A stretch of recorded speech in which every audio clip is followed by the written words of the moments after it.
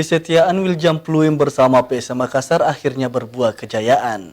Setelah 6 tahun berseragam PSM, sang kapten berhasil mengantarkan pasukan Ramang mengakhiri penantian 23 tahun untuk gelar juara Liga Indonesia.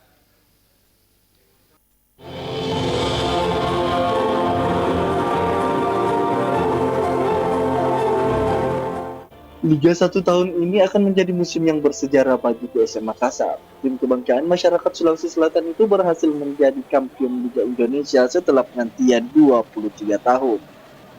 Beberapa pemain PSM punya peran penting dalam perjuangan meraih gelar juara tersebut. Salah satunya adalah William Pluim, pemain kelahiran Belanda ini tercatat sudah membela PSM sejak 2016 lalu.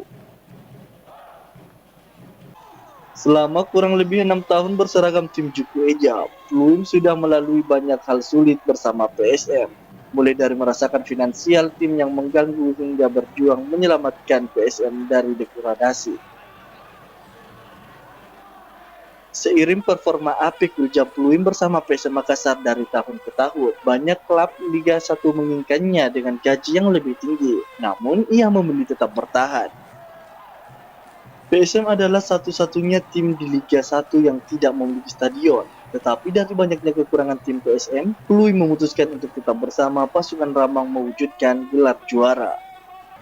Kini kesetiaan itu akhirnya membawa kejayaan. Setelah 6 tahun berseragam PSM, sang kapten berhasil mengantarkan pasukan Ramang mengakhiri penantian 23 tahun untuk gelar juara Liga Indonesia.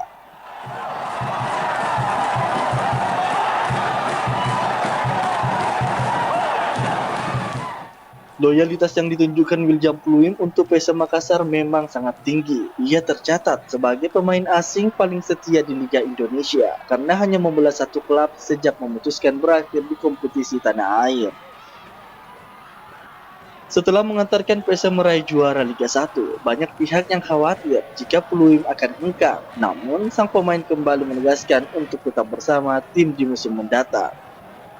Wahyu Saputra, Slebes TV.